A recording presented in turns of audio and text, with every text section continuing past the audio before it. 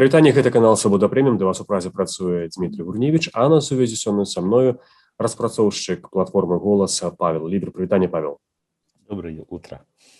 Павел вось якраз учора паведаміў пра тое, што платформа «Голас» атрымала абноўленыя дадзеныя па некаторых участках новую інфармацыю па галасаванні 9 жніўня мінулага года.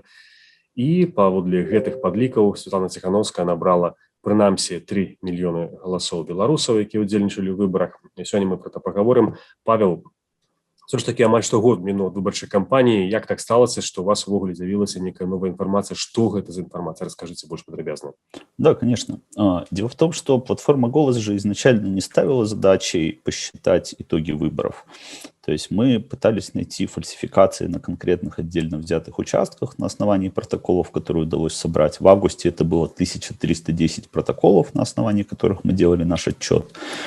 И, в принципе, мы тогда нашли достаточно большие фальсификации и на этом остановились.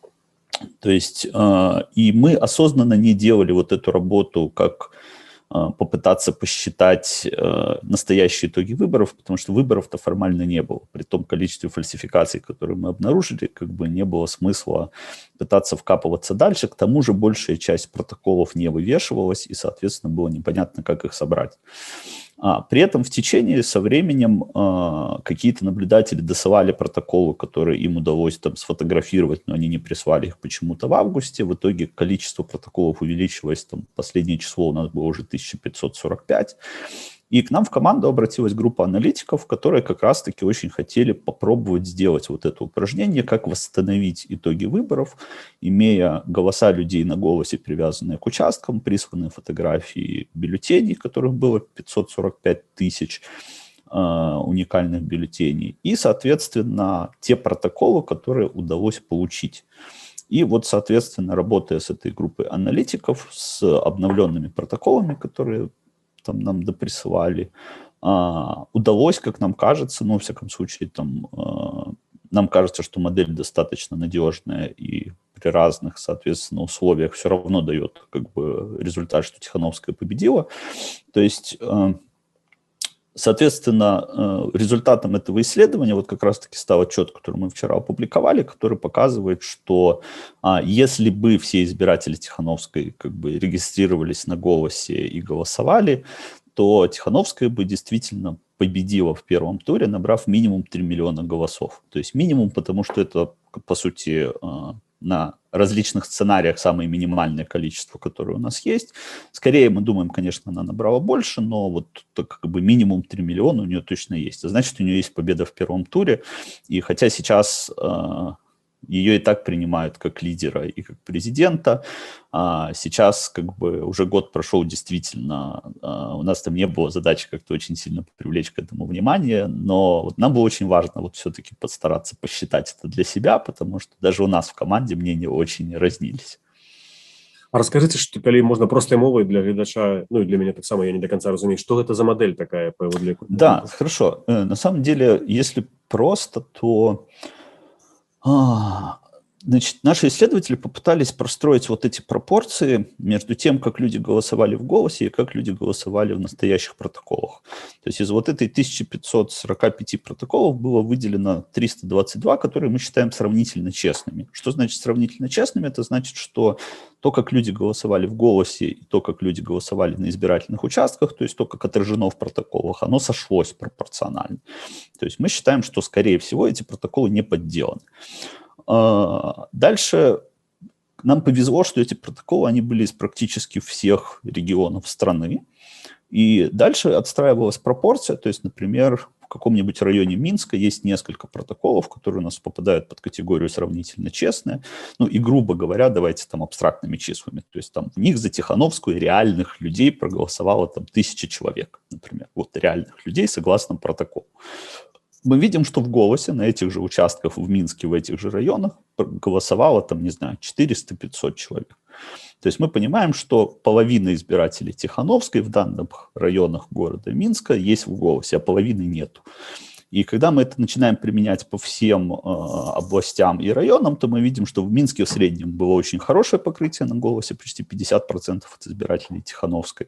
В Бресте было там около трети, там, в каких-то более отдаленных регионах там меньше, где-то там четверть, где-то пятая часть и так далее и тому подобное. Имея вот эти протоколы по всей стране, имея голосование по всей стране и бюллетени, по сути, таким образом вот эти пропорции применились относительно всей страны.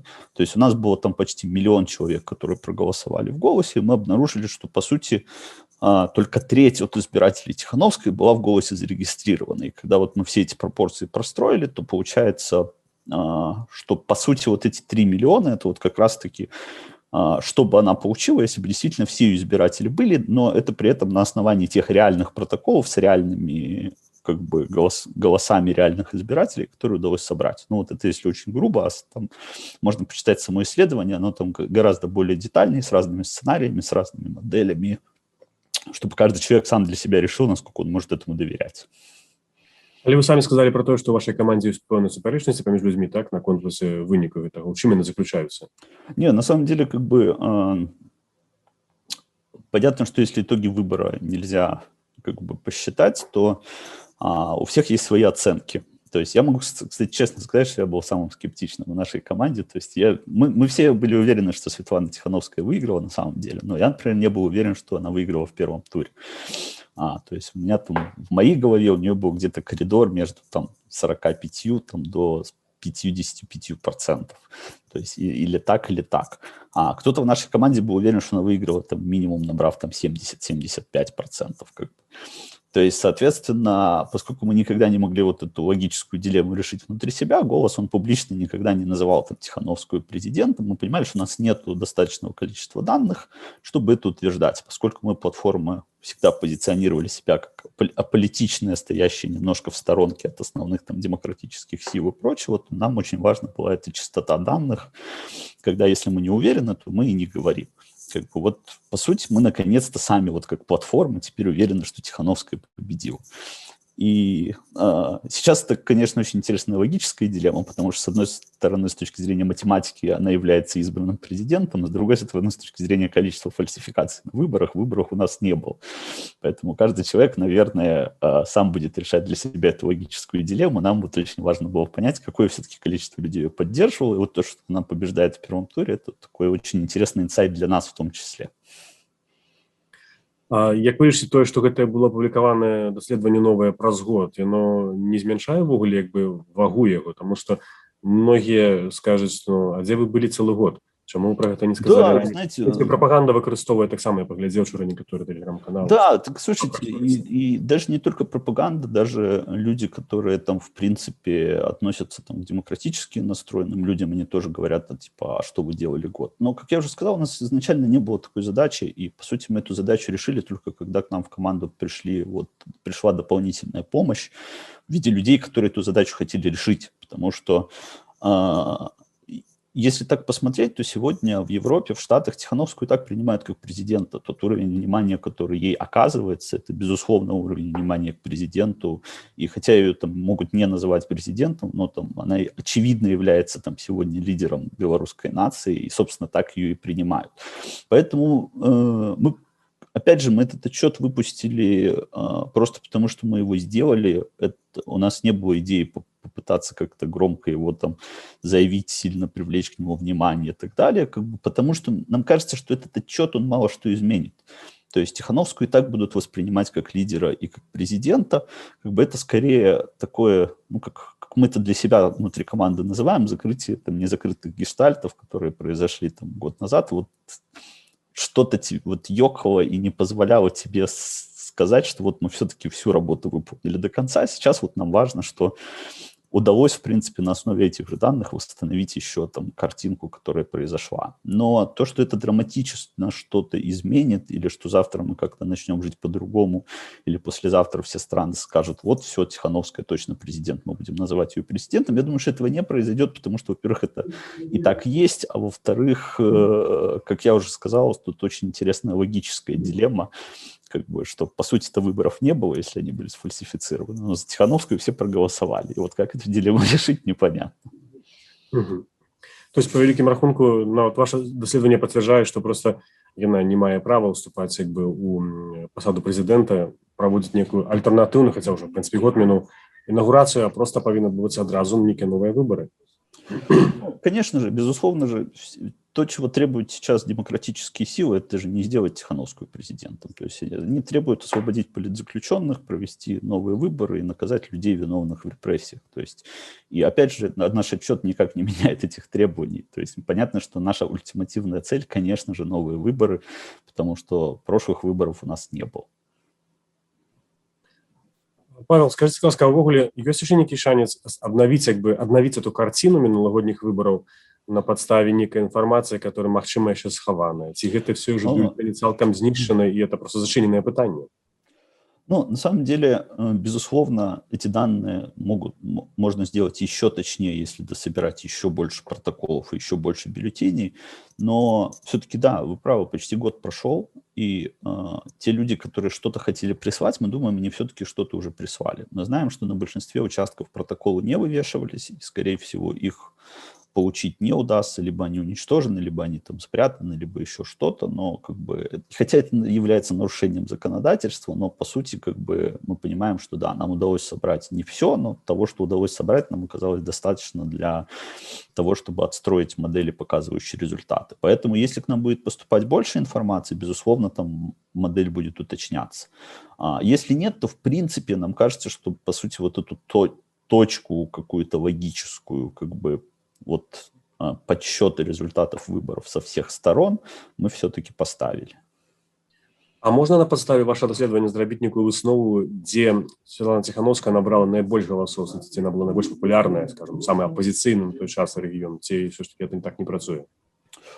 Не, на самом деле это можно. Я прямо сейчас не готов сказать, как бы, ну, у нас там, кстати, очень интересно прослеживается, что, например, там западные области, они там гораздо более активные, гораздо больше голосов давали за Тихановскую, чем восточные области. Самым протестным и самым активным, безусловно, был Минск. При этом, как бы, например, среди городов, по-моему, еще там очень отличился Витебск. Но это надо перепроверять по данным. Я сейчас сходу без документа и без табличек не могу сказать. Павел, увогуле, чым зараз платформа «Голос» займаецца, апрача таго, што была таксама акцыя па зборы галасоў за перамовы. Раскажыце нам, увогуле, ваша каманда захавалася, што вы зараз робіце?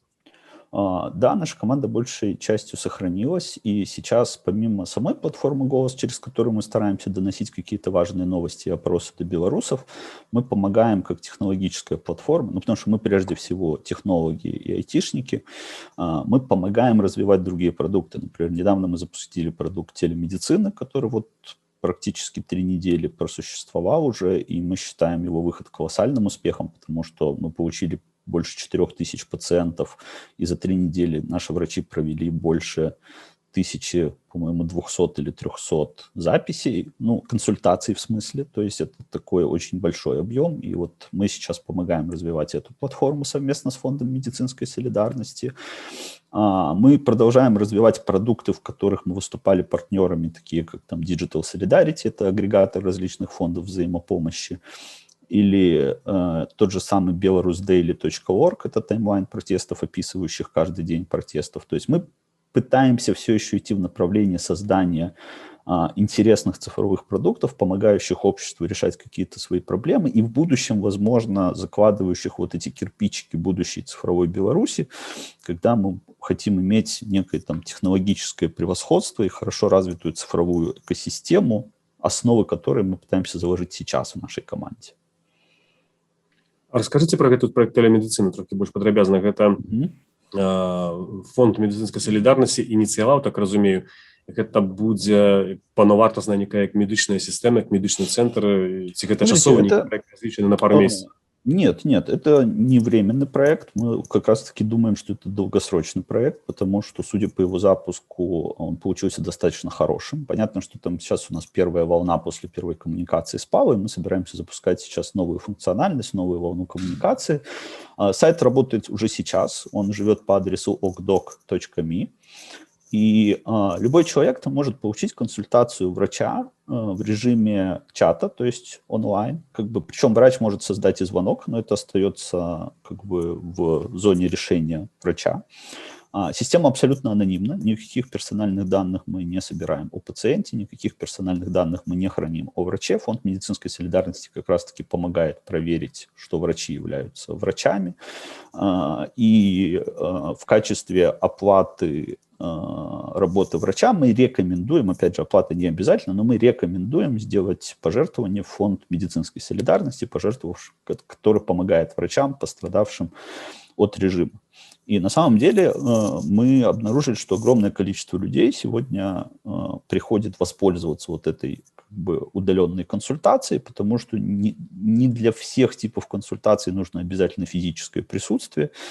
Как бы вот даже у меня там жена, и если там у педиатра что-то надо спросить, она там фотографию какой-нибудь высыпания у ребенка сделала, в платформу загрузила, с врачом початилась, врач объяснил что-то, и, соответственно, какие-то страхи там снял или что-то посоветовал, или как бы любой другой сценарий. То есть и сегодня там уже почти 30 различных специализаций врачей, начиная от специалистов, которые могут посоветовать что-то по коронавирусной инфекции, и заканчивая там достаточно редкими специализациями. Например, там патологоанатом у нас есть. И хотя многие люди не понимают, там, о чем удаленно спросить патологоанатома, но есть различные исследования, которые там патологоанатомы делают, и могут, например, внятно описать, что означают результаты какого-то исследования на нормальном человеческом языке для человека. То есть, поэтому мы очень надеемся, что эта платформа – это как раз-таки долгосрочное решение, что, возможно, в будущем оно вполне себе может использоваться в Беларуси как официальное решение, потому что сейчас это, по сути, как бы такой наш маленький стартап, как я это называю. Как бы, но решение уже работает, и решением уже пользуются, поэтому я могу только пригласить всех воспользоваться. Это действительно удобно. И самое главное, безопасно, потому что ходить сейчас в коронавирусное время по больницам и поликлиникам – это, наверное, не самая лучшая идея. Расскажите, это платно? Как я уже сказал, сейчас все работает на добровольных пожертвованиях, поэтому человек может воспользоваться консультацией и не заплатить, это останется на его совести. В будущем мы, конечно, хотим прийти к модели, когда там человек может заплатить врачу деньги и, по сути, создать таким образом некую альтернативную сферу услуг в области медицины, понимая, что сегодняшние врачи находятся под прессингом существующего режима, и нам очень хочется показать им, что своим талантом и трудом они могут прекрасно зарабатывать деньги самостоятельно, если вдруг их, не дай бог, уволят за их политические взгляды. Павел, а якое ще лічбавае вырашэнне вот вы, можа, думаеце або хочаце стварыць, якое б сёння значна спрасціла жыццё людзей, які знаходзяцца пад рэпрэсіямі, ці магчыма што такое прыдумаць?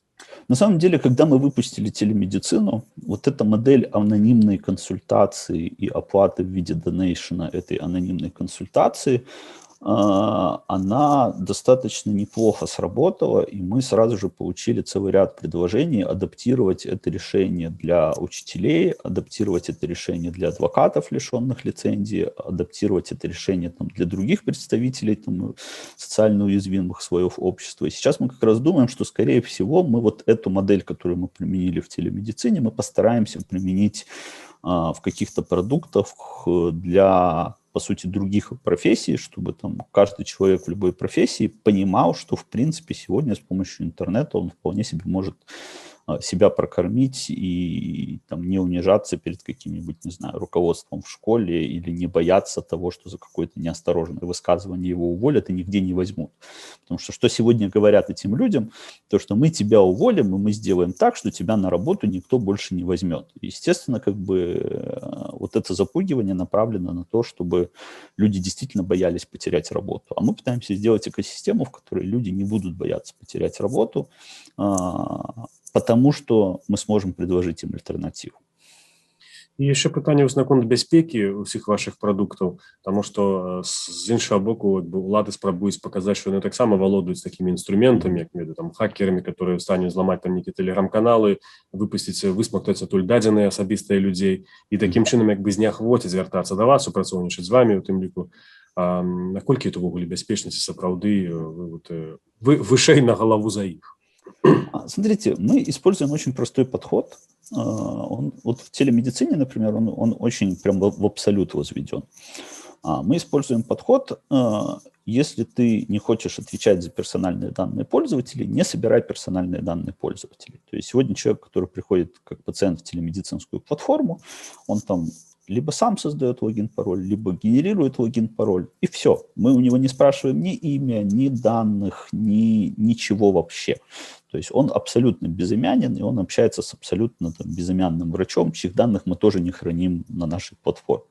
Поэтому если вдруг страшные государственные хакеры, с которыми мы, кстати, пока еще ни разу не сталкивались, и в существовании которых мы не верим, честно говоря, если они вдруг придут и украдут наши базы данных, в чем мы очень сомневаемся, то в этих базах данных они не найдут ничего, никаких персональных данных, позволяющих деанонимизировать наших пользователей. Именно поэтому мы используем вот этот подход минимального количества данных, которые мы собираем, специально, чтобы обезопасить людей.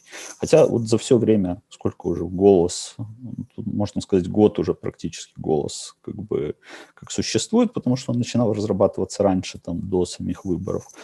Но никаких серьезных хакерских атак у нас никогда не было. Это всегда была пропаганда, это всегда были какие-то закупленные боты, это всегда были обвинения в госсми, постоянное муссирование новостей. Вот мы слили базу голоса, нет, это мы слили базу голоса, нет, вот база голоса и так далее. Но ни разу это не... то есть это были всегда исключительно информационные вбросы. Именно поэтому мы очень сомневаемся в профессионализме государственных хакеров. Дякую вялікі. Я нагадаю нашим глядачам, што сёння маім госцем быў Павел Лібер, распрацоўшчык платформы «Голас». Мы гутарылі пра новыя дадзеныя наконт галасавання за Святлану Ціхановскую і не толькі, таксама пра прадукты, якія ствараюць сёння беларускія айцішнікі за мяжой. Дзякую вялікі, Павел, за тое, што былі разам з намі. А я таксама дзякую глядачам, што глядзелі гэты эфір. Гэта была «Свабода Прэміум». Для вас у празе працаваў Дмітрый Гурневіч. Усяго вам самага добрага, бывайце і заставайцеся са свабодай.